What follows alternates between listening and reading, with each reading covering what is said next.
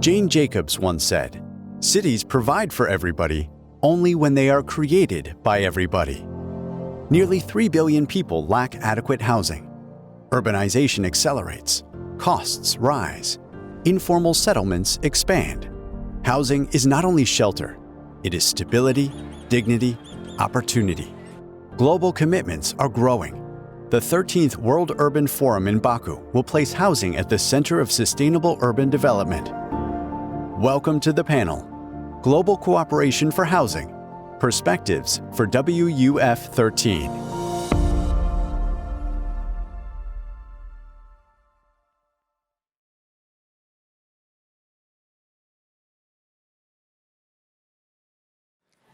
Well, good morning, ladies and gentlemen.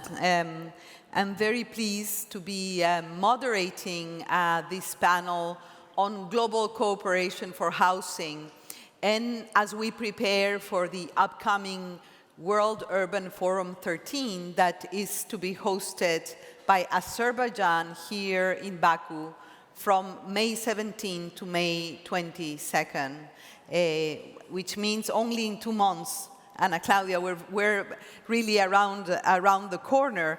And I think that the first thing I need to say is that we celebrate the opportunity to partner with UN-HABITAT, with the State Committee for Urban Planning and Architecture of Azerbaijan, to provide this platform, this space for dialogue, to kickstart, in a way, what we are so much looking forward to, which is the World Urban Forum in 2 months' time from here.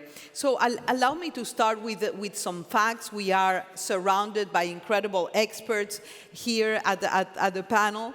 We finished a press conference where we heard from Anaclaudia Rossbach, the executive director of UN-HABITAT, that nearly 3 billion people live in inadequate housing today, in that over 1 billion people live in slums and informal settlements, and more than 300 million people are homeless. And yet, as we know, city after city, the housing costs continue to outpace income and investment. So the housing crisis, which will be addressed at the World Urban Forum, is not a crisis at the margins. It is a crisis at the center of development, of social stability, of climate resilience, and at the end of the day, I think it is a crisis of human dignity. So when we are at a convergence that is rare, where political will aligns with the knowledge, the capacity, and the technical expertise. We have seen heads of state taking a stand with a call to action last September during the UN General Assembly, and the establishment of the first intergovernmental expert working group on the issue of how to better address the housing crisis. So basically, in the panel today, it's not that we are going to discuss if housing is a priority. I think it has been affirmed by leaders, by experts, and also by the people that live without a home or in dire conditions, of course. So I think the big question that the panel will address today is whether we can translate the political commitments into concrete, scalable action. That's why the World Urban Forum in Baku is a critical test, a critical and unique opportunity to bring the conversation and the commitments and the investment forward. So I think that this also plays out nicely, provides coherence to the hosting of this very city of COP29, which was, I would say, a milestone moment in global climate finance. So the decisions that were made here on investing in climate resilience and adaptation are inseparable from the decisions we must take on sustainable and resilient housing just 2 months from now. I won't basically say more. The experts will inform this conversation, and hopefully we will discuss issues that are related to governance for better housing, wise policy, but also the political will that is needed. Let me immediately turn to our incredible panel. The panel will respond to basically 3 interconnected questions. We will go to a quick first round, and then I will give you back the floor for closing remarks. Basically, the 3 main questions that the panel will address are, number 1, the structural drivers that we must confront from land tenure to investment, the need for multi-level cooperation frameworks that we need to build, and of course, how the World Urban Forum here in Baku can be leveraged to move from declaration to concrete action and deliver. So now allow me to introduce our distinguished speakers. To my left, Anaclaudia Rossbach, she's well known, the Executive Director of UN-HABITAT, is one of the main architects of the global agenda leading into the World Urban Forum. So the question to you, Anaclaudia, is that UN-HABITAT data shows that slum populations have grown by 130 million since 2015. So what does tell about where the current system is not delivering right? The question to you is, what are the structural drivers behind the global housing crisis, and what are the issues that you feel should change and must change? Thank you, Maria Fernanda. Good morning to all of you.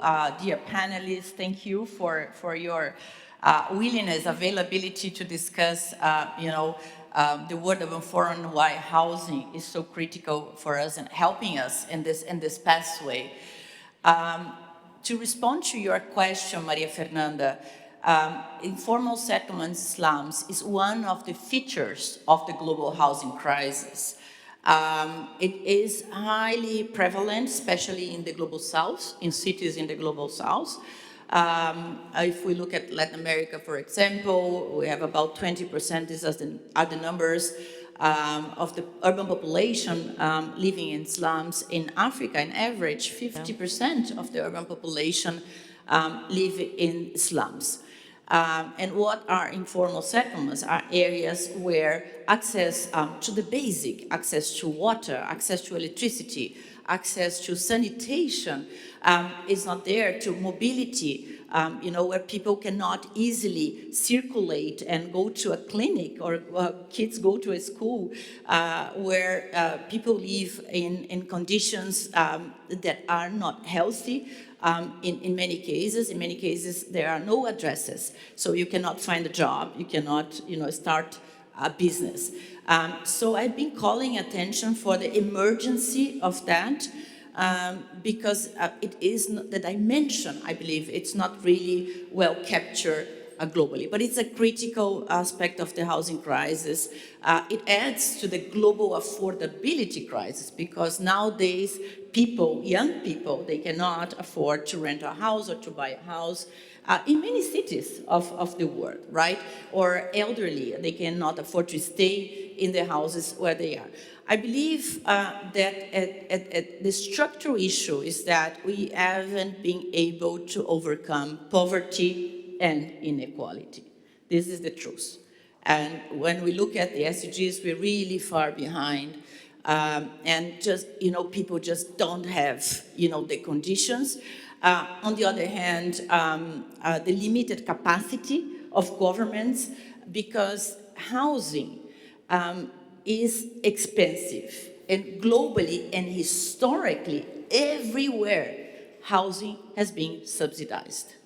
And governments, especially in the Global South, they have limited capacity to provide subsidies. The land is expensive, especially well-located land, and we have numerous experiences of housing projects built in the peripheral areas of the cities that have not worked. So people go back to the cities and so on. So basically the solutions that we found to deal with, to address this challenge, they are very limited, very scarce, and many times they don't fit. So there is a systemic change that's needed. Basically, we need to prioritize politically the issue. We have to recognize the reality, and SDG 11.1 tells us that. We have to map, embed in the city planning, and we have to invest. More money is needed. We need to unlock investments, and we need to be flexible. We need to accept that the reality is there. We need to be flexible in terms of urban standards and on how we invest the resources that we have. Well, thank you, Anaclaudia. And basically the key words we heard, we are in an emergency. It is not only the scale of the problem, but it's all the timing. We need to come up with solutions here and now, and this is very much connected to the poverty crisis, to the inequalities crisis. We will not be able to deliver on the Sustainable Development Goals if we do not deliver on Sustainable Goal 11. That's what we hear, and the combination of to prioritize, to map, to plan, to invest, and to be flexible. That's what we heard, and I think your message also speaks to the fact that housing cannot only be seen as a financial asset, as a cost, but as a social investment and as a right. People have the right to housing, and to live with dignity. Let me now to turn to Mr. Anar Guliyev. He is the chairman of the State Committee on Urban Planning and Architecture of the Republic of Azerbaijan and the World Urban Forum National Coordinator. So, Mr. Guliyev, I think that Azerbaijan has the rare distinction of anchoring two landmark global processes, COP29 and the World Urban Forum, in the same city, in the incredible city of Baku. So how is now the host government ensuring that the momentum from COP29 translates into concrete urban and housing outcomes at the World Urban Forum? And what does regional leadership on this agenda look like from the Baku perspective? We were, many of us here, witnesses of the hospitality of the city and the country, and how successful the organization of COP29 was. So over to you, Mr. Guliyev, and again, thank you for taking the challenge of organizing this very important forum. Over to you. Thank you very much.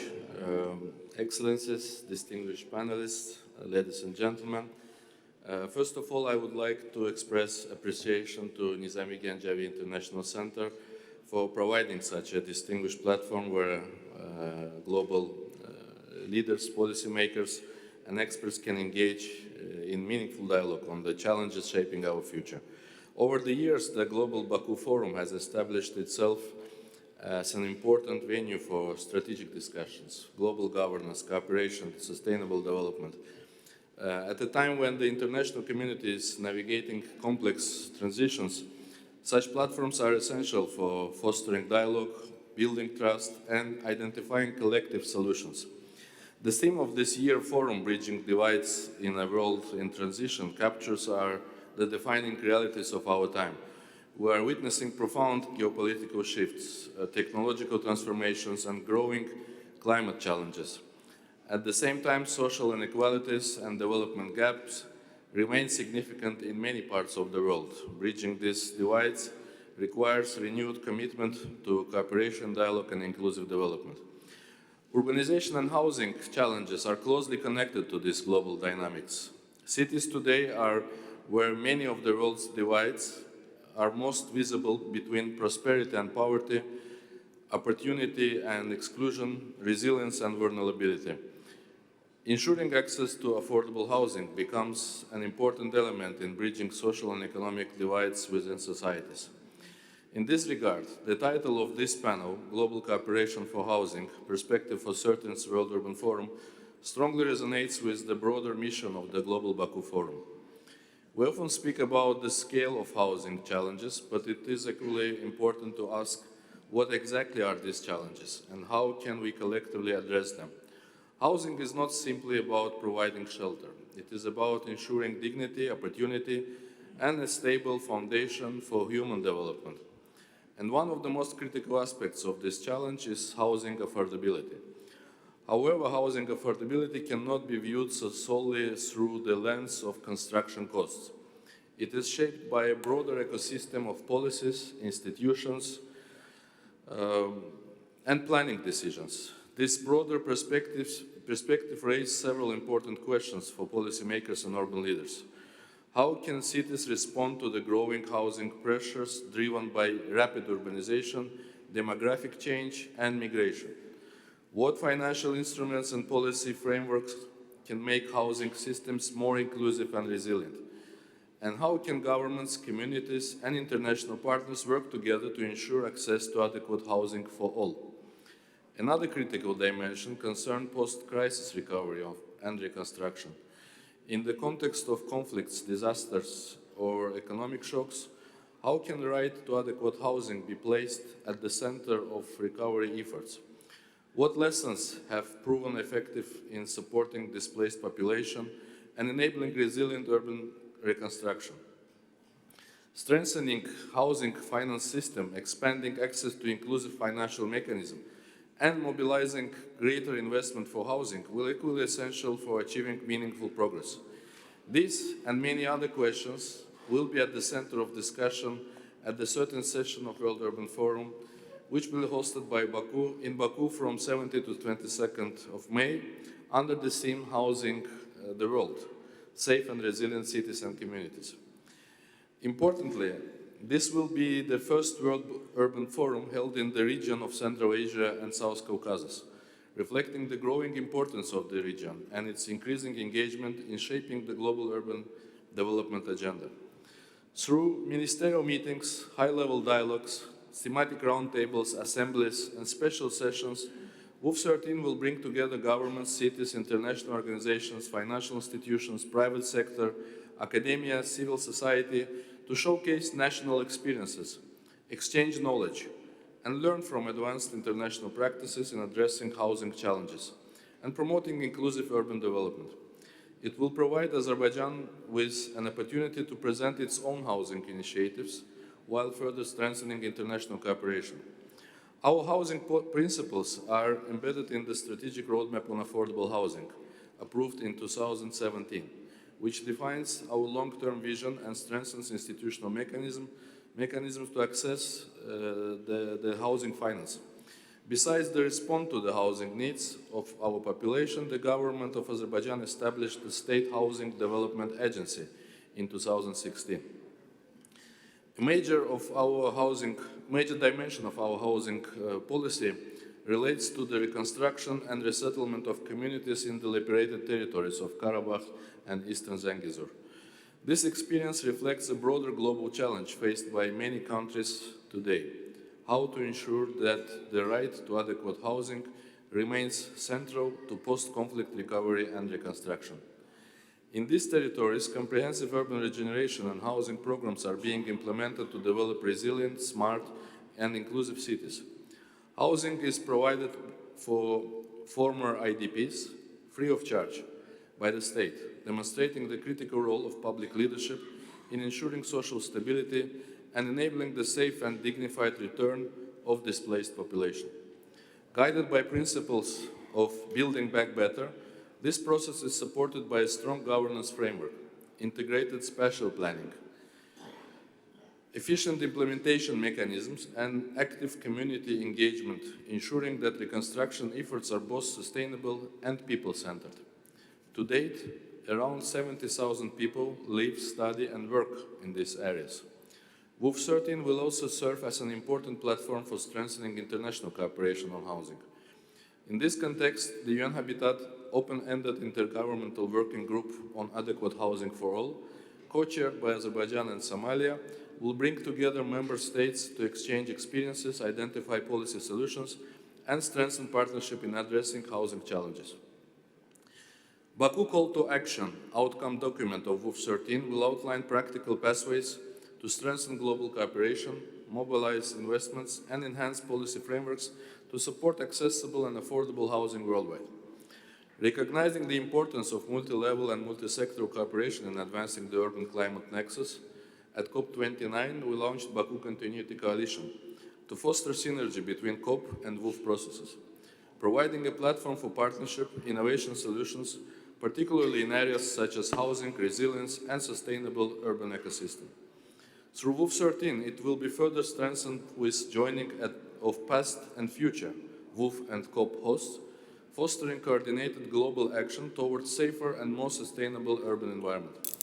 Here I have to highlight our strong partnership with UN-HABITAT, which continues to inspire and guide global efforts in advancing the housing agenda and promoting inclusive and sustainable urban development. In this regard, I would like to extend special acknowledgement to Madame Anaclaudia Rossbach for her leadership and commitment to strengthening international cooperation in ensuring adequate housing for all. To continue this important dialogue, I warmly invite all esteemed members of the Nizami Gencevi International Center to join us in Baku in May for WUF13 and contribute your valuable insights and experience to shaping global conversation on the future of urban development. Thank you for your attention. Thank you, Mr. Guliyev, for such a powerful statement. I think that the title of the forum says it all. House in the world, and you outline what are the challenges. Access to affordable housing is not only a right, but it's a huge investment. And basically, the connection between conflict prevention, but also peace building and reconciliation is very much embedded into proper housing policies. You spoke about rights and dignity connected to development. And I think that when we think about adequate housing and the right to housing, we think about the local urban spaces where 68% of the people will live in cities by 2050. So we need to take care of that if we want to really build sustainable societies for the future. But there is the regional dimension you brought to the table and how important this issue is for Central Asia and the South Caucasus. I think one of the examples that the world is looking at this part of the world is on reconciliation and post-conflict infrastructure building in the border between Azerbaijan and Armenia. You are doing so much on that and how to integrate internally displaced persons, providing rights and infrastructure. I think that that's an example of what peace can bring, and I think that's also something I'm sure is going to be discussed during the World Urban Forum. So again, thank you for the leadership of your country, for taking this so seriously, for connecting global processes into national and regional wise decision-making, and just have coherence between the COP29 efforts and commitments, and now the World Urban Forum discussing precisely that, sustainable development and climate resilience. So thank you very much, Mr. Guliyev. Again, let me now turn to the lived realities on the ground. We have with us Michael Mainelli, you served, Michael, as Lord Mayor of the City of London. And the City of London sits precisely at this intersection of the very forces this panel is grappling with, which means, you know, connecting global capital markets, real estate investment, and the governance of urban economy. So the question to you is what the two previous panelists have addressed. So basically, the financing of housing has turned homes into investment vehicles rather than rights. And that's the reality. So from your experience, from your vantage point at the center of global finance, what is the role of the private sector in what are the financial instruments or governance frameworks that could realign capital towards affordable and inclusive housing? I think Anaclaudia said housing is expensive, but it has to be done. How is the best way? What are the partnerships, the alliances, and the role of the private sector from your own experience? Over to you, Mr. Mainelli. Thank you very much, Maria Fernanda. I'm delighted to be here on this panel on global cooperation for housing with UN-HABITAT and the State Committee on Urban Planning and Architecture. Ladies and gentlemen, what I think is important is to recognize that while this is a problem that is shared around the globe, it is not a global problem. It's a problem that will be solved and can only be solved locally. There is no program that's going to come from an international level to solve it. That said, I very much admire panels like today and the work that the Azerbaijan government is doing on the World Urban Forum in May. So, because we can learn from each other. And that's the point I'd just like to make here. Sitting in the City of London, you may not be aware, we have our own problems. As mayor, I had a police force of 860. I had my own housing problems, my own school problems. They were all tiny. We only have 8,000 residents, but we do have 676,000 workers. And so we're a pretty good example of, I think, where the urban economy is going. And we're doing a lot of experimentation at the leading edge, which I could talk about later. But the point I really wanted to make is the importance of a whole systems approach to this. Because it's a local problem, it's actually an economic problem. We need to make the local economy work. That makes the local housing work. And if you don't believe me, remember all the housing estates that you've seen over the years that are derelict, abandoned, unmaintained, because they weren't built on a sustainable economic model. It's the economic model that has to underpin it. And so it's not about public-private sector. Personally, it's always going to be private-led and public-enabled. And my theory has been for a very long time, going around the world, seeing all of these developments, if you give people ways to prosper, they will take them. So you've got to figure out how you make that local economy work. And, you know, a good example is, in fact, the City of London. For those of you unaware, we are actually not a city. We are not a governmental body. We are actually the world's oldest democratic workers and residents cooperative, dating back about 1,400 years. We still own 17% of the city. I think there might be somebody here from San Marino who might have a historical tit-tat with me, but nevertheless, we are very old and organized as a group. And importantly as well, speaking about the public-private sector, we give workers the votes, which we've done for 1,400 years. So our workers vote as well as our residents, and it creates a very different dynamic. So when it turns to where we want to go, I think you've got to recognize that housing is a wicked problem globally and a wicked problem locally. You know, wicked problem is a problem that is messy, circular, aggressive. You know, being half Irish, you know, the thing would be, I wouldn't start to go there from here. It's a very difficult problem to solve. And so there are no global solutions that you can just dump into every sector and make them work.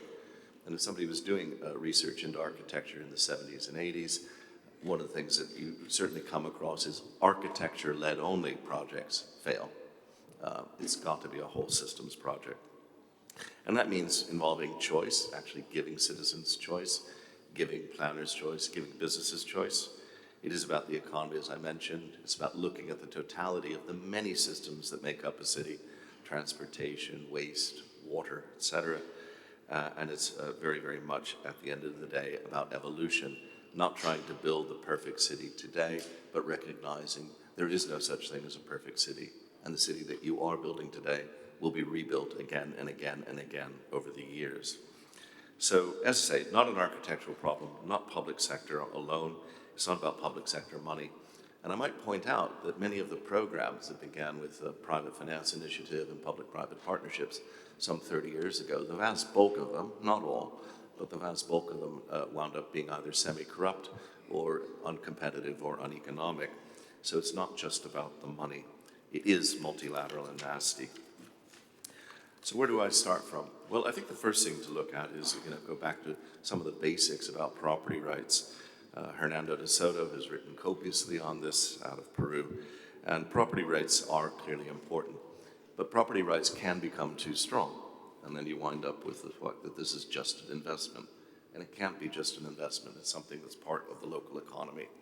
So what can you look at in terms of property rights? Well, as you look around the world, you see that there are many ways of organizing property rights in housing. You've got freehold, you've got leasehold, you've got mortgages. Some of you will be familiar with the Copenhagen mortgage model, which is fascinating, of covered bonds. We've got Sharia financing. So people have come up with various different ways of owning and funding and developing their local economy and also developing their local housing structure. So what are we looking at? Well, there are a couple of things that I find fascinating.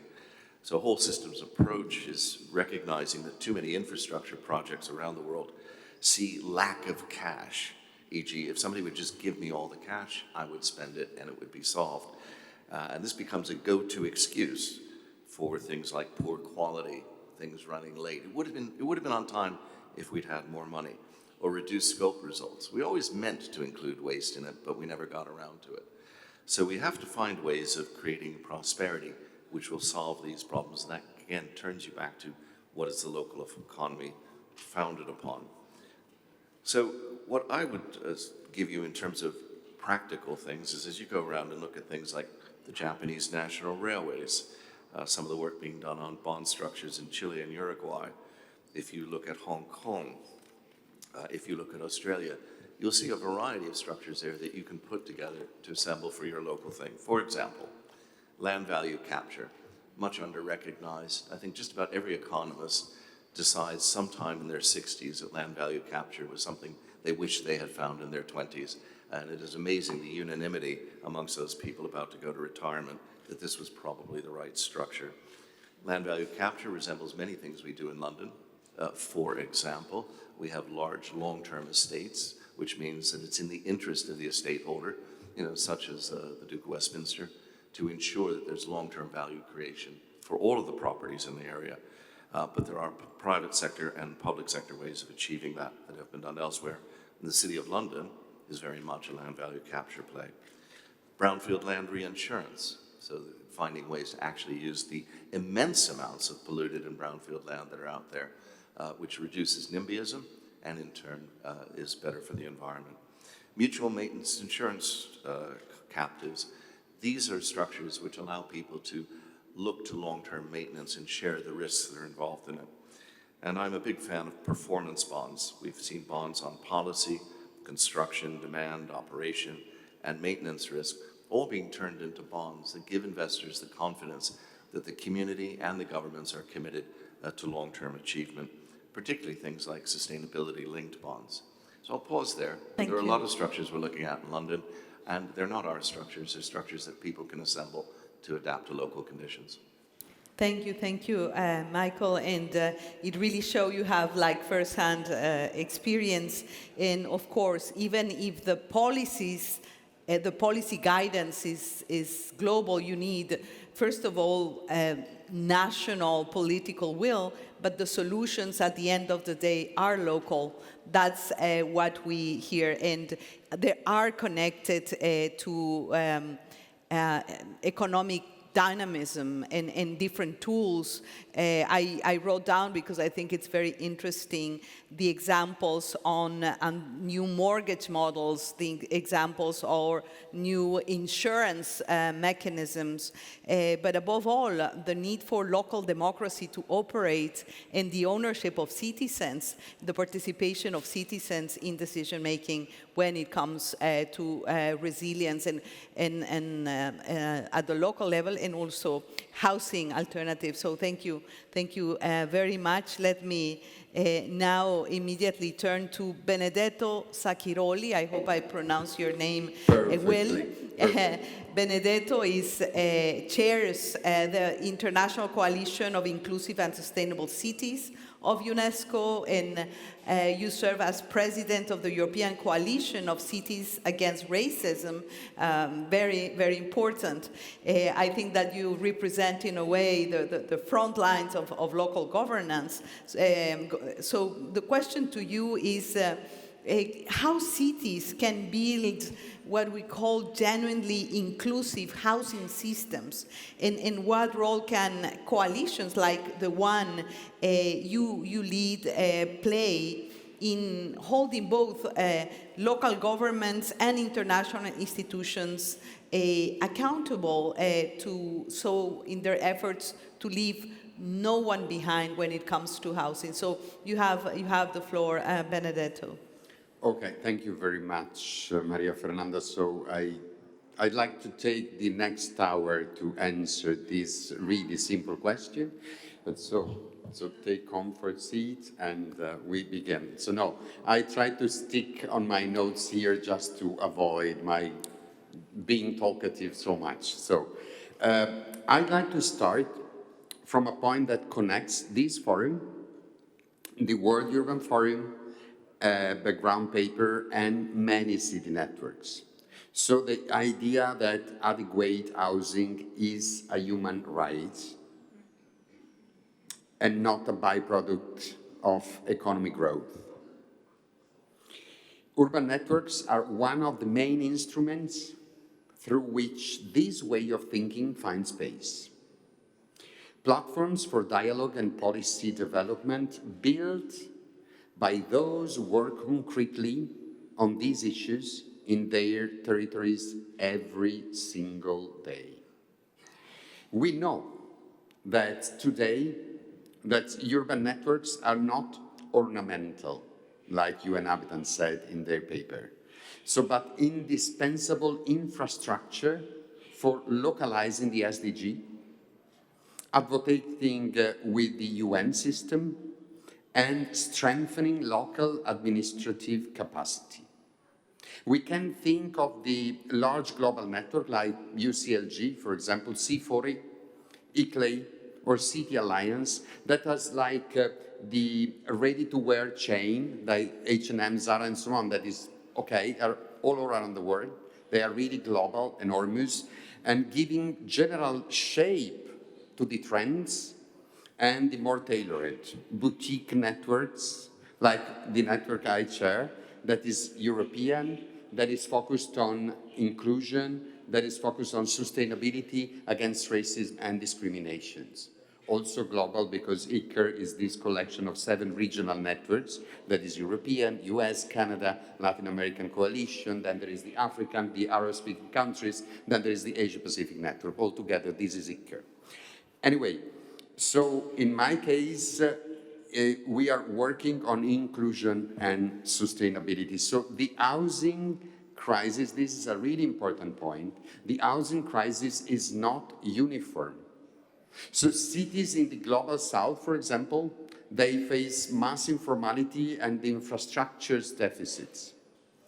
Those in the global north face, this is really complicated for an Italian to say, financialization, something, can you help me, Michael? Okay, thank you. So financialization, mass tourism is really an issue, that we know, and the loss of affordability for middle-income households. And then, not just these 2 extreme points, there are what is in the middle. Like, for example, the eastern part of Europe or the Central Asia, that they are living both this kind of reality. So I think that this complexity reminds us that there is no single solution and that networks must be flexible enough to support very different paths. So we see these in concrete cases. For example, I said 2 or maybe 3, but really quick. The Ban Mangkong program in Thailand, for example, is improved living condition for over 90,000 families in more than 1,500 informal communities through processes led by the community themselves. Or, for example, Barcelona, from Thailand to Barcelona, combines rent control, anti-eviction units, and short-term rental regulation to restore a social function to housing stock in the most pressured areas. These are different experiences. And for 2 weeks ago, I was in Rio de Janeiro, so the mayor there is starting this refurbished of a favela, giving the favela baths with a logic that is all the same in these cases. That's building with people, not just for the people. The participatory process is really a core value of all these policies. Otherwise, it's just a paint in the wall. After some year, you have to, and people don't feel belong to that decision and what are the outcomes. So within this landscape, UNESCO networks like XIII and a cross-cutting dimension, because that of discrimination, which disproportionately affects ethnic minorities, migrants, Roma people in Europe, for example, women, people with disabilities, indigenous people, young people, displaced persons, and homeless people in every region of the world. As a coalition against racism, our task is to bring this dimension to the center of housing policy, translating the language of rights into concrete commitments against discrimination in access to housing, in eviction practices, and in urban regeneration program. I'm just going toward the end. You asked me about accountability. So on the question of accountability, I want to be precise. It is not about sanctioning cities, but about building with them the tools to understand where they are and where they need to go. In May 2024, for example, XIII, my network established a permanent working group led by the city of Barcelona, dedicated to supporting member cities in collecting equality data at the local level.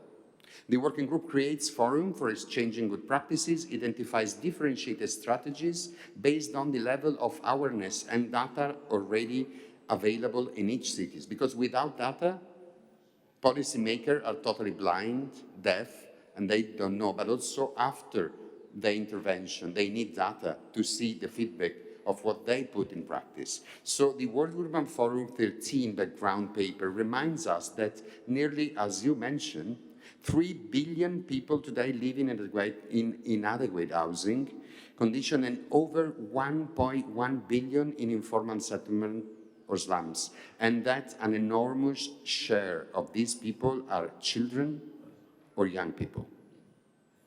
When we talk about leaving no one behind, we are above all talking about their future.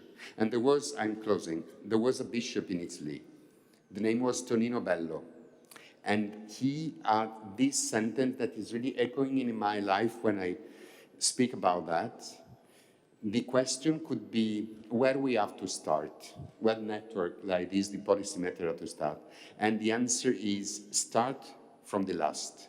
If you start from the last, you take everybody, leaving no one behind. This is our duty. Thank you so much. Thank you. Thank you, Benedetto. And yes, indeed, let's start from the last. And thank you for reminding us that the housing crisis is not uniform, that it has different shapes and forms in different parts of the world. And you said different situations, and the example of Thailand and the example of Barcelona and the slum upgrading in Rio. But I think that the common thread there that you mentioned as well is the centrality of local ownership and participation throughout, even in the most different context, if you compare Rio from Barcelona. But what is in common in the Thailand example is the ownership of local communities in finding solutions. And of course, local participation is also very much connected to the issue of accountability. So now let me turn to a dear friend, Anna Birchall. And we go from local to national right now. Anna was Deputy Prime Minister of Romania, Minister of Justice. So how do you see, the conversation about the housing crisis, the need for partnership, the role of local communities and ownership from a national policy standpoint? So how do you see, having served in government, what are the persistent obstacles that prevent this transition to sustainable cities happening? So over to you, dear Anna. Thank you, Maria. Firstly, thank you for having this discussion. Congratulations, NGIC and Azerbaijan for hosting the upcoming World Urban Forum at a moment when housing has moved from a sectorial policy issue to a systemic risk, as the housing crisis is no longer just about a shelter. It is about basic human rights, as it was said here earlier as well. So before answering to your question, I have to confess, please allow me to confess that as I was writing down my notes, you took me to a memory line, a very dear memory line of my political career, because along with the first major law on equal opportunities, the policies for young families was my first political project in 2005, 2006. And I called it Young Families as an Economic and Social Priority. So practically what I wanted, and then it became policy, it was actually to break the circle of first job, first house, and first child, because all of them are linked, and maybe I might come back to that. So to go straight to your question, I think what it requires is something that is surprisingly, looking at the politics in recent years, is becoming rare in public life. A government that is willing to move from just announcements, from just promises during campaign, to actually, I call it the architecture of facts, of deliverables. Because otherwise, if you are not delivering to your promises, all the promises are just empty promises, because results are what matters. And as I was telling to my young interns when they were interning with me in office, I said, watch out, the best PR for you, it's the results of your work. It's not today's news. Okay, today's news are important as well, obviously. But, the real PR are not talks, are deliverables. So what it takes, I think the first one is commitment and discipline. And I stress the discipline, because real housing reforms means long-term budgeting, as he was mentioning here, coordinated institutions, timelines that outlast the political cycles, and a clean chain of responsibility. Because without discipline and commitment, housing remains an annual promise, and as I call it, with no annual progress if you don't have those. The second one is it takes a whole of a government approach, because as I said earlier, housing is not just about housing. It touches so many areas of life.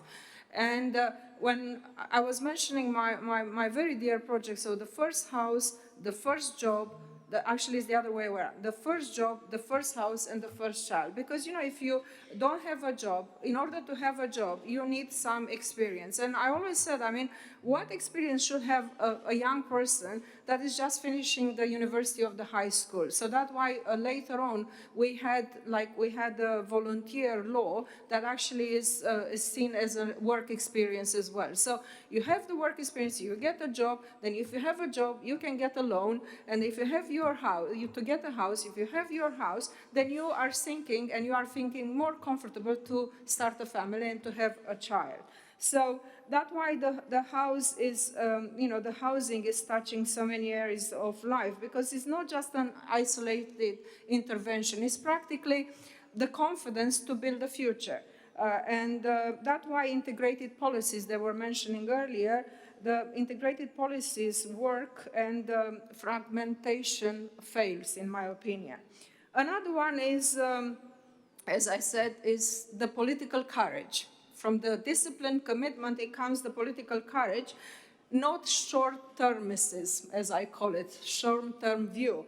Because the moment you touch land governance, planning system, and you have here more experts than I do. I am a lawyer by training, so I know a little bit about this, but not in so great details as you. But you know that markets resist regulations, and bureaucracy certainly resists change. So any politics resist decisions who are not benefiting, don't have the grabs benefits for the upcoming election. So you need to resist that. You need to have that courage to see it before an election cycle. Because without political courage, every housing reforms, like any major reforms, stops when the first obstacle came, because then you look at the very short-term view. Obviously, the housing requires long-term thinking, long-term building, 10 years, 12 years, you name it. But too many governments prefer, as I said, quick wins instead of structural reforms, because structural reforms takes time, takes money, patience, and not always the policies are showing the real benefits on a short-term view. It's on a long-term view. But without them, affordability that was talked here, land policy, planning, never improve. Watch out at the institutional fragmentation, because housing is everybody's job and therefore no one's responsibility. Ministries protect, obviously, their territory instead of sharing it. We know this. Local authorities wait for national guidance, while national ministers expect local initiatives. So when accountability is divided, in my view, delivery collapses. So this needs to be taken into consideration. And another thought is a fundamental misunderstanding of housing, and it's coming from what I was saying earlier, because many decision makers still is treating houses as a cost, as a subsidy, instead of as a social expense quotation. I don't agree with this, because I think it's an investment. It's an investment in present and especially in the future. Because secure housing strengthens the workforce, as it was mentioned earlier, cohesion, and is building a community, is building a life. So when policymakers don't understand this, budgets stay small and ambitions are staying small. So what does it take? I think it takes leadership that is willing to say, we are not building houses, we are building stability, predictability, trust that you can build a future. This is how a political promise that I was mentioning earlier in my intervention becomes a real policy, a public policy. And if I had to summarize in one sentence, in conclusion, what I actually think that moves housing into from a promise, from an aspiration to a real policy, I would say this. Housing becomes a priority when governments understand that they are not building structures, they are building the conditions for people to stay, to work, to build their family, to start their family, and to practically build their future, but the future of that local community and of that country.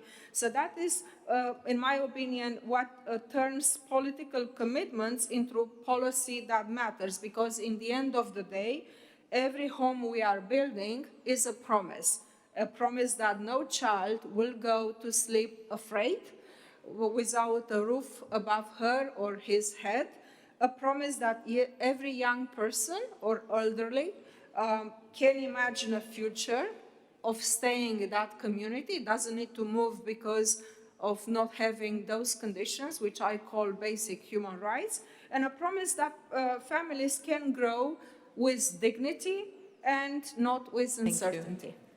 Thank you very, very much.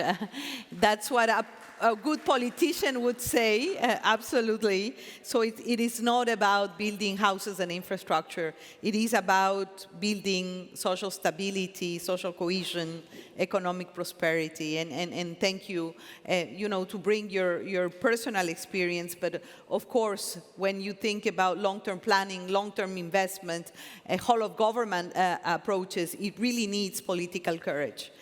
Because of the very short political cycle sometimes. It is, it clashes sometimes, but thank you very much, Anna. We have 5 minutes, 5 speakers. I would like to give you back the floor for a very short sentence or two on what is that you would like to see as an outcome to the World Urban Forum in terms of the partnerships, the mechanisms, the policy, the cooperation, the 1 or 2 or 3 sentences that you would like to see in the summary and the outcomes of the World Urban Forum. I turn to you first, Anaclaudia. Thank you, Maria Fernanda. First, I really would like to thank the Nizami for this panel, because this went really beyond my expectations, and the panelists, because this is exactly the type of discussions that we want to have here in Baku at this major scale that is the World Urban Forum. It's the second largest UN conference after COP.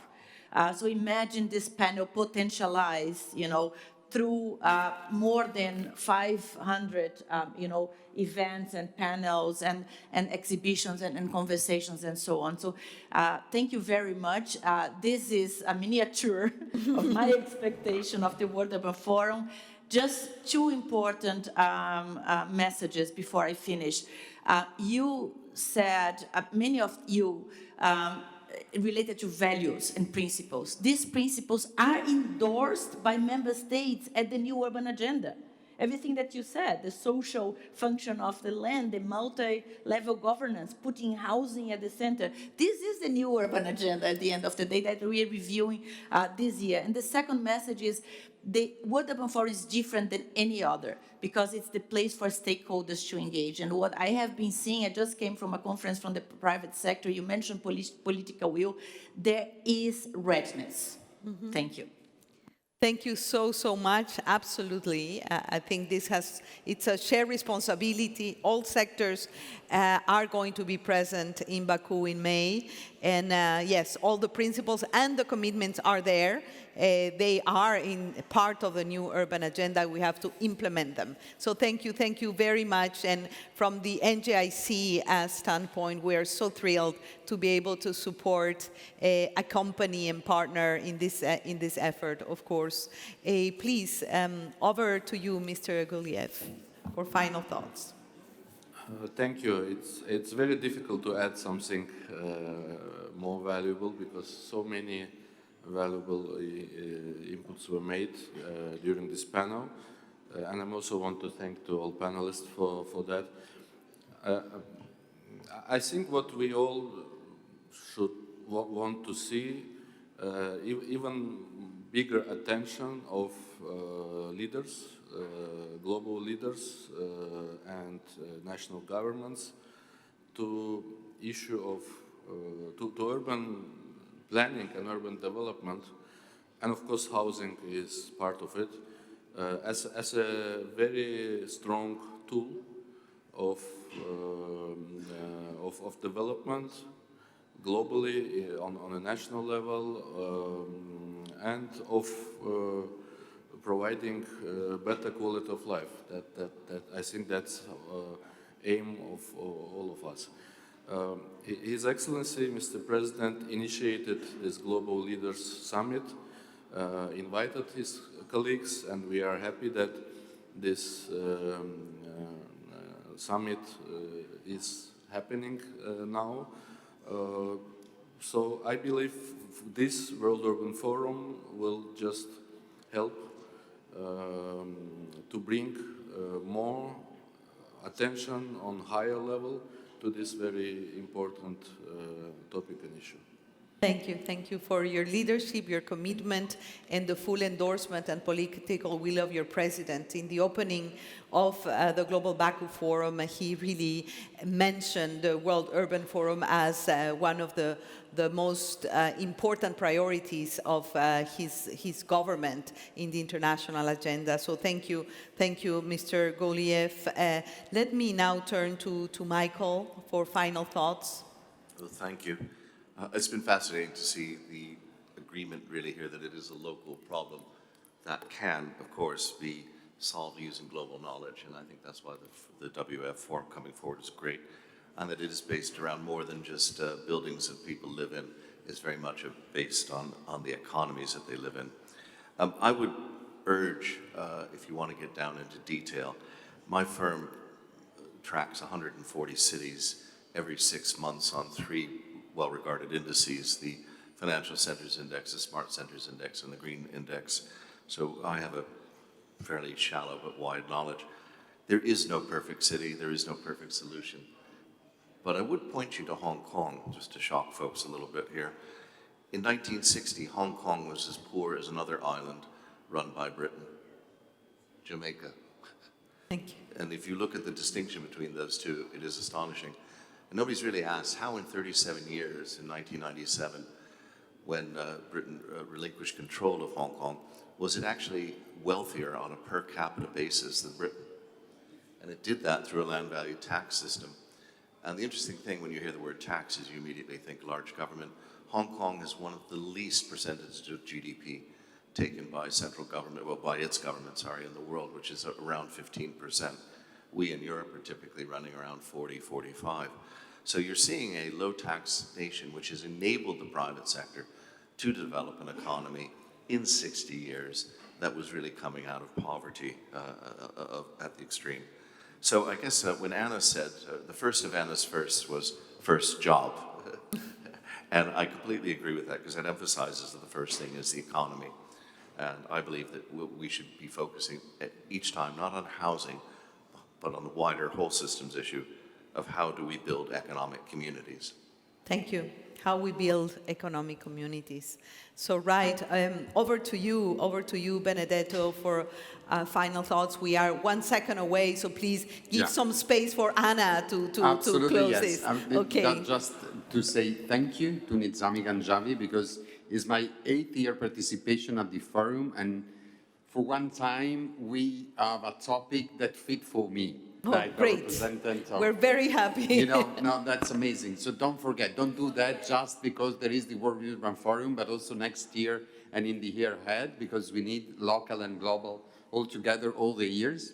The second one is the thanks to Azerbaijan to organize and be the base of this forum. And the third is something like personal, is to Anaclaudia, that is, parabéns pro seu trabalho, de verdade, não é fácil. That really greetings and the best wishes for your work. And I think that is not my case, but I know that in that position, sometimes you could feel alone. You are not. There are a lot of people from cities, mayors, and citizens that look at you like we can look at the director of an orchestra. So let us hear from the World Urban Forum, a fantastic symphony that you can direct to have a leap quality, a quantum leap in the redesign, the urban settlement for all the people in the world. So thank you for your effort and your work, and best wishes from all of us. Thank you. Thank you, Benedetto. And great leaders like Anaclaudia, of course, they need us, all of us to rally behind her, of course. But thank you, Benedetto. And the last word goes to Anna. Anna. Housing is not just policy. I think it's the moment when a society decides how much it cares. Because when we choose to build homes, as I said, we build hope and we build the future. And if we do it together, certainly the world will be a better place than the one we are facing from time to time. Certainly will be a stronger one. And for sure will be much more human than the one we found. Because my motto always in public life, but not just in public life, is to do good where you've been. So if you are doing good, then that's the foundation. So building homes, you build the present, but especially the future. So with that in mind, I want again to thank you, NGIC and the whole team. Rossbach, I don't know where he is, but we are here after so many years because of his dedication and the team's dedication, and obviously to all and each of you. And the last thank you is to you, Maria, for putting together such a great panel. Thank you. Well, thank you, Anna. Housing is not only a policy, it's building homes and building the future. Cannot think about a better way to finish this panel. Please do come to Baku. On the 17th of May, this is going to be an incredible World Urban Forum. It's in its 13th edition. Thanks to all, to the partnership with the Urban Forum, with the government of Azerbaijan, and thank you also to NGIC, even though I belong to the family. But this panel was fantastic, so round of applause to our excellent panelists.